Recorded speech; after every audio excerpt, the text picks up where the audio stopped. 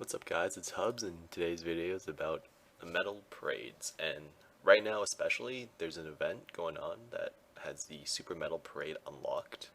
It costs 40 energy for 5 battles, whereas the regular Metal Parade costs 15 energy for 5 battles. You're basically guaranteed a Metal King, a Metal God, or or crystal, I guess. Yeah, a crystal at the end of each round or battle. Whereas in the regular Metal Parade, you get a ghost like half the time, which really sucks because ghost fees for almost nothing. You can see this is like the first round of the Super Metal Parade. I already got a water crystal, so it's really great. A little bit about my party here, or my squad. We've got dual GX lead, 3 twin shot Raquels, and I'm using a Kayena as well, and a Felness. You basically want to bring whichever units have the highest hit counts, just because metal gods, you're supposed to only be doing 1 damage to them. You can see in this video I do like 100 damage sometimes, and that's because spheres and leader skills affect that. But basically, what I have right now is dual GX, 12 hits, twin shot Raquel's 14 hits, Kayena is 12 hits, I believe, and then Felness friend is like 6 hits or something. I usually don't care what kind of friend I bring in because, I mean, you can't guarantee you'll always have a dual GX friend or Raquel friend or a friend with a good leader skill for this or high hits. So I bring in whatever and I just kind of count them as nothing. So onto the leader skill here. So dual GX's leader skill is he gives you a percentage chance to ignore defense, which is why sometimes you see my units doing over 100 damage. And in addition to that, all the spheres I use on these guys, um, they're called demon lances, I believe. And then I also have a divine spear. And basically those spheres just have a percentage chance to ignore defense as well. And basically the idea here is if you just watch this round, like 100 damage. So it's basically just trying to get through these stages as fast as possible. On average for the Super Metal Parades, it takes, I think, depending on the round, like this round in particular, it's usually like 2 rounds for me to finish it, just because it's all based on chance if I get that ignore defense proc.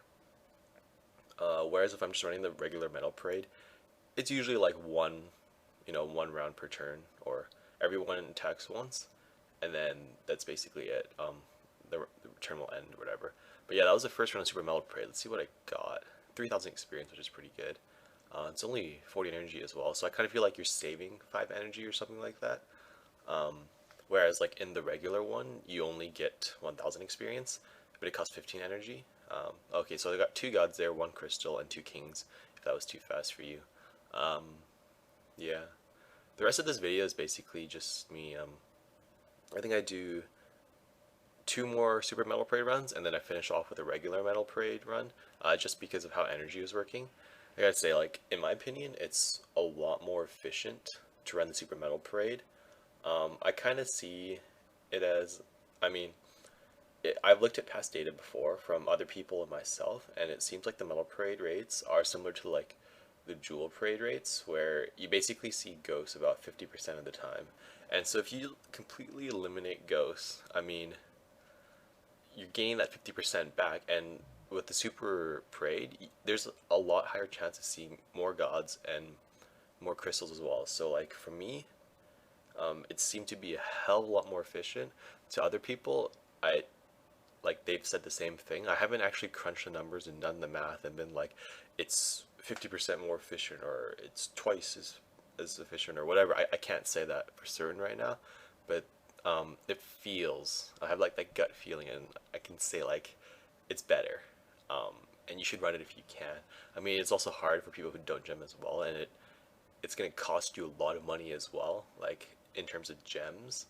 Um, well, not just gems, but Zell as well, to be like running this, because the event was only for 24 hours, and they also gave us like 2 extra metal keys as well. So if you had 5 metal keys and you had the extra 2, that's like 7 hours of metal parade. You're gonna have to run like a ton of weekend vortex and a ton of jewel parade to sustain all of that fusing as well, because I mean it costs a lot as well. So I mean it's really expensive both gem wise and Zell wise. Um, oh, I don't know how many gems I use. I think I was kind of slow. I only ran 2 keys worth, or like 1.5 keys worth. I ran like one the night it came out, um, but I was hanging out with people, so I only used maybe like 40 minutes of the run. Like I kept AFKing and forgetting that I was running it, so then I didn't get the full use of out of my key. But I think I still used like 5 or 6 gems. I normally only use like 4 or 5 gems for the regular metal parade if I'm like there like constantly just like starting again, auto battling through it, with like my metal parade team. But I kind of get the feeling that you'd probably use, yeah, probably like 7 to 8 gems per key for Super Metal Parade if you had a party like mine. Like obviously, if you didn't have Ignore Defense stuff, it would take you forever to run the Super Metal Parade because I mean crystals. If you don't, and if you didn't even have like a full team of like Raquel's, like 14 hit units, you'd probably be doing, I don't know, maybe like 3 or 4 turns to kill one crystal. Whereas like for me, it's just like it's usually like one turn the crystal dies, just because that's how efficient it is. Um, but yeah, I think 7 or 8 gems to do one. And think about that, like 7 or 8 gems, 7 keys. What is 8 times 7? 56. 56 gems. 100 gems costs me like $75. So was that like 30, $37 basically to use that? And then plus you stack on like say you gotta run some. Say you have 3 jewel keys, you gotta run those as well, and then oh my god, it's like $45 for a weekend from everybody who uses gems for Gumi. I mean, they probably made a lot of money from that event. I mean, the server's really unstable too. I mean, we got a free gem and a free key for compensation because the server just kept going down. Um, oh, that was another reason why my first metal key wasn't really used all the way because I was getting like unexpected errors. Like I just used it, and I was going strong for like 10 minutes, and I was like really excited. I'm like, oh my god, look at all these crystals I'm getting. And like I just kept getting unexpected errors, and I was like, well, I'm just gonna, hold strong and like just wait for the free gem and the free key that they're gonna give us. And then we got one the next day, and I was like, yep, thank you, thank you. And then I was like busy the next day, so then I couldn't use because I had a total of 10 metal keys. I had 5 saved up just because I don't always use them right away anymore. I usually use them like if I have to because I always jump through them. It's like a habit now. I always jump through all my metal keys. And then I had 3 from like previous things. I don't remember. Maybe it was like the victory point event or something because I have like burst frogs. I still have this sphere from the victory points event in my gift box.